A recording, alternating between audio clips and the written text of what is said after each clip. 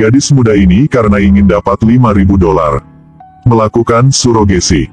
Walaupun sudah hamil 9 bulan, tapi dia masih kerja di 2 tempat sehari. Pagi urusin babi, sore kerja di warteg. Setiap saat harus menghadapi dengan pemilik galak. Dan cara terakhir untuk berubah semua adalah kerja di luar negeri. Tapi ke luar negeri butuh banyak uang. Dengan cepat sudah hari melahirkan. Dia dibawa ke ruangan kecil. Di samping ada air dan 1 handuk.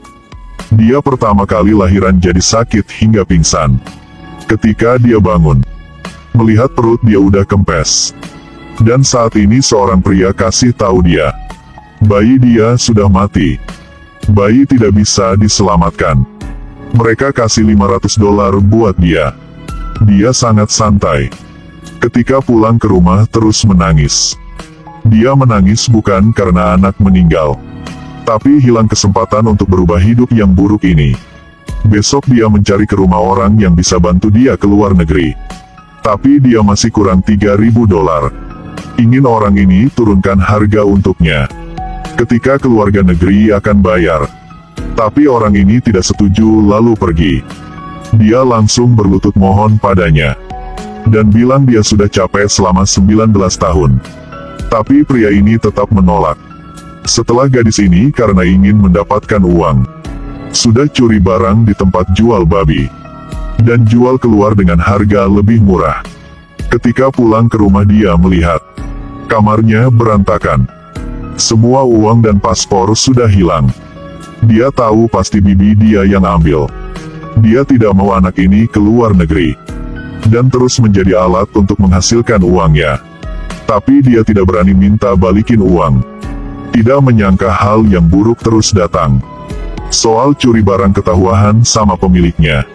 Dan soal jual barang ketahuan sama pemilik tempat jual babi juga. 2 kerjaan hilang dalam sehari. Hidup menjadi lebih sulit. Tidak punya pilihan lain, dia mencari ke rumah bibi. Bersiap untuk kerjaan yang spesial. Karena bisa hamil. Dia angkat kaki ke atas. Dia ingin menghasilkan $5.000 biar bisa kerja di luar negeri. Tapi semua uang dan paspor sudah hilang.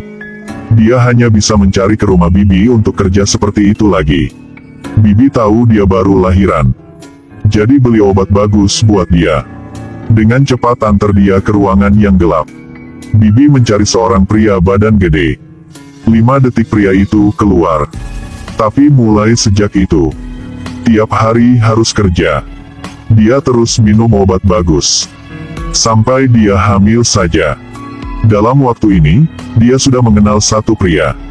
Orang ini sangat lembut padanya. Membuat dia merasakan cinta. Suatu hari dia datang ke rumah pria itu untuk makan. Ternyata dia sudah punya keluarga. Dia jatuh ke dalam kebingungan. Bibi menemukan mereka jatuh cinta. Suruh gadis ini jangan ketemu pria itu lagi. Suatu hari ketika sedang di toilet dia merasa bahwa dia sudah hamil. Akhirnya juga dapat. Dia langsung kasih tahu bibi. Setelah dicek ternyata sudah hamil. Sekarang dia baru balikin paspor. Dia mencari seorang pria. Karena dia sering berhubungan dengan orang ini. Jadi dia berpikir ini adalah anak punya orang ini. Tapi malam itu, pria itu berkata, jangan kontak lagi, dia sudah punya keluarga. Gadis ini sangat sedih. Pria itu melihat sedih. Jadi kasih tahu dia. Sebenarnya anak pertama dia masih sehat. Tapi bibi dia ketika dia pingsan sudah bawa pergi. Lalu jual ke orang lain. Dan hanya kasih dia $500. Dia marah langsung cari bibi dia. Dia terus mengetuk padanya. Tapi bibi tidak peduli pada dia. Dia hanya bisa diam dan menangis. Tidak menyangka hari kedua bibi mencari dia. Tanya dia siapa yang kasih tahu soal itu. Dia sudah hamil 10 bulan. Dan bayi mati. Bibi hanya kasih $500 buat dia.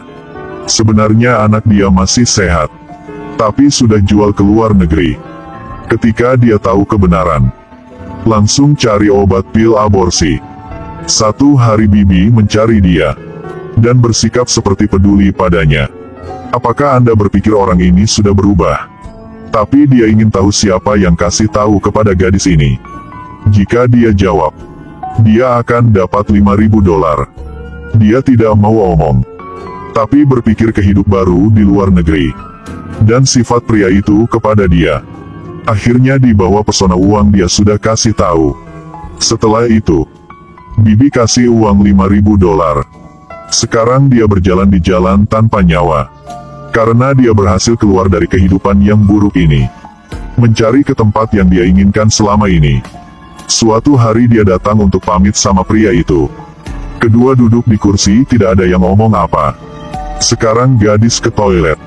Ketika dia balik, melihat dia sedang dipukul. Pasti Bibi yang mencarinya. Dia berbalik dan pergi. Mencari ke rumah orang perantara. Setelah melihat uang sudah cukup, sudah antar dia. Perantara tidak menipu dia. Dia duduk di mobil untuk keluar negeri. Apakah dia benar bisa keluar negeri untuk berubah kehidupan ini? Tidak ada yang tahu di sana adalah surga atau neraka. Detail filmnya sangat bagus, mencerminkan masyarakat gelap dan harapan untuk keluar dari kesengsaraan itu.